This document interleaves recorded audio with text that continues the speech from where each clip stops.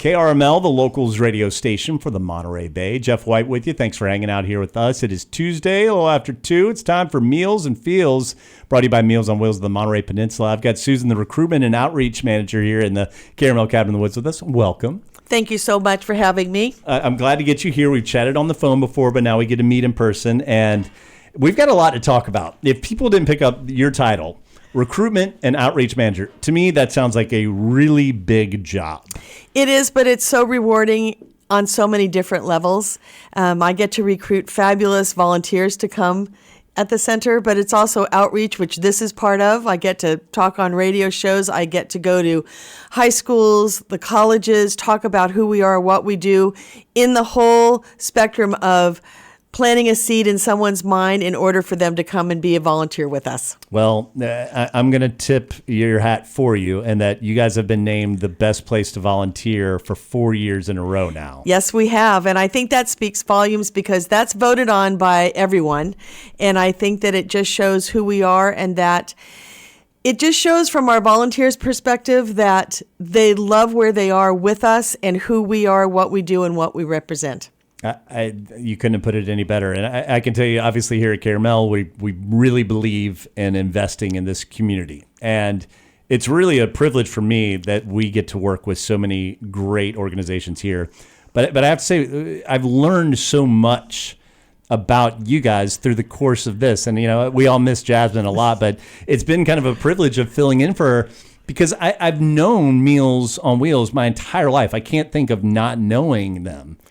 But to find out what you guys do, how you do it, and the people's lives, both that are volunteers, staff, as well as the recipients, people's lives are being changed every day with what you guys do.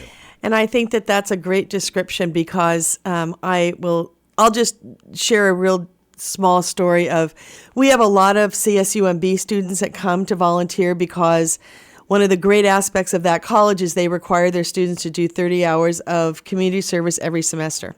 And they have a partners fair, and we've been getting students from there for years. But what shows me what the work they do means so much to them unexpectedly.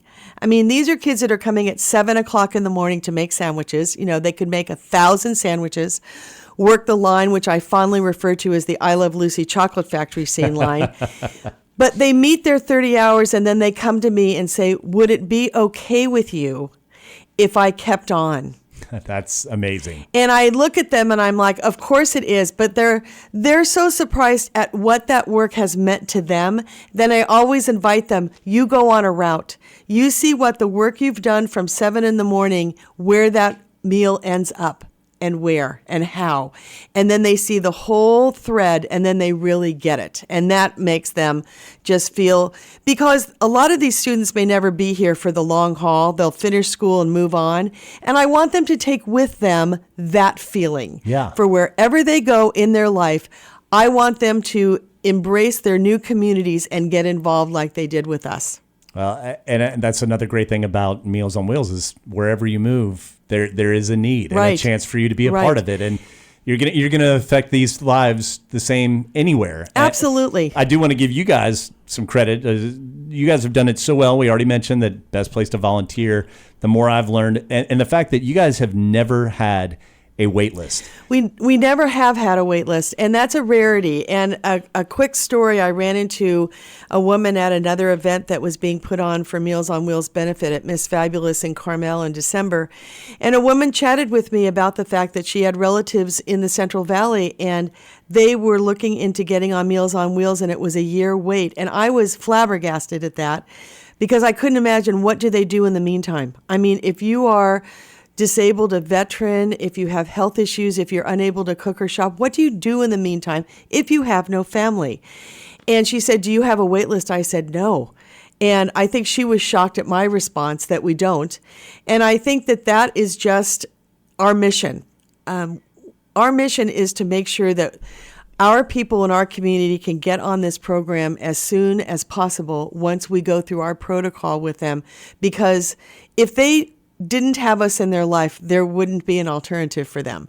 And I don't think that people understand that. as far as not getting any food or where the next food is coming from. And I think that in a really quick snapshot too, that I just need to segue very quickly to, please, is that 51% of seniors living alone in the state of California lack the income to pay for basic living needs. 51%. And 76% meals we produced this year made us get to 62,000 meals per month. Wow. Compared to 34,000 in 2022. So just to see that gigantic jump, but to also know that 51% have no idea where my food is going to come from is staggering and also sobering. And along those lines, it's just not the food, and you know this from the conversations that you've had with my colleagues, but it is the socialization of when a driver comes to them. How are you doing? What's going on in your life? It's a wellness check. And for some people, the driver is the only person they see in a 24-hour period of time. And if you think about your own life and the interactions with your family and your children and your friends and your neighbors, to think about the fact that this is the only person in a 10-minute blip of time all day and that's it, is a little overwhelming. You used the word sobering early. I'd say it's that and more. And it just shows yet another need that you guys are providing. And again, the sustenance is really important. How much you guys are doing is really impressive. But it's that human touch. Absolutely it is. That's really what makes the difference. It is. And, it isn't just a knock at the door and drop the food and away you go. The driver has to see the client. They have to have a conversation with them because you may look great on Monday. And by Wednesday, when the driver comes back saying, Jeff didn't look too hot. And on Friday, that driver comes back and says, this is not good.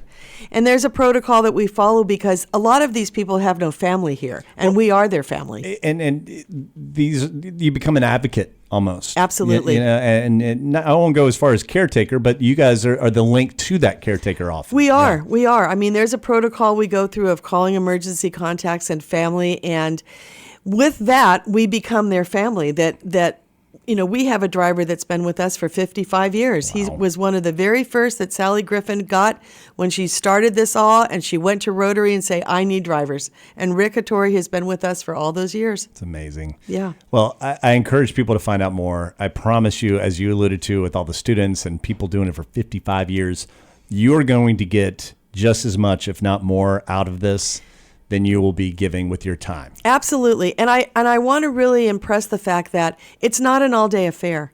If you're a driver, you are dealing with 1 day a week, an hour and a half to 2 hours max. That is it. And the pickup is between 9 and 10 in the morning. And if you don't want a regular route, which is where I always lean because it's wonderful that you get to see the same client every week. But if that doesn't work into your schedule and you want to be a substitute or a floater, meaning that we call you on a day that you give us that I can drive on this day and help fill in a void, we depend on our substitute drivers too. So there's options, but it's not an all-day affair. And I think a lot of people think, I don't know if I have all that time to give. You're truly giving probably the maximum 2 hours 1 day a week. It's nothing. It's nothing, but it's such a huge impact that those 2 hours can make for you and for Meals on Wheels. Absolutely. Well, thank you so much for coming in, and thank you so much for what you're doing. It really is, it's amazing work. You are welcome, and they just need to go to MOWMP.org and fill out a volunteer application. Perfect. Hustle up and do that. There is quite a need, and we want to stay off that wait list. So let's make an impact here on the Monterey